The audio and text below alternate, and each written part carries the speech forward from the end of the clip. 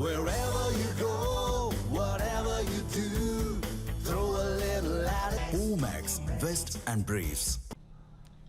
சென்னை பெரம்பூர் தொகுதியில் போட்டியிடும் தாவேக தலைவர் விஜயின் வேட்புமனு நீண்ட இழுபறிக்கு பின் ஏற்கப்பட்டது. தாவேக தலைவர் விஜய் பெரம்பூர் தொகுதியில் போட்டியிட மார்ச் 30ஆம் தேதி வேட்புமனு தாக்கல் செய்தார்.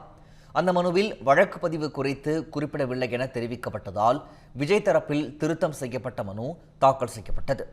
இந்த நிலையில் வேட்புமனு பரிசீலனையின் போது சான்றிதழ் சரிபார்ப்புக்கு பின் விஜயின் வேட்புமனு ஏற்கப்பட்டதாக தேர்தல் நடத்தும் அதிகாரி தெரிவித்தார்.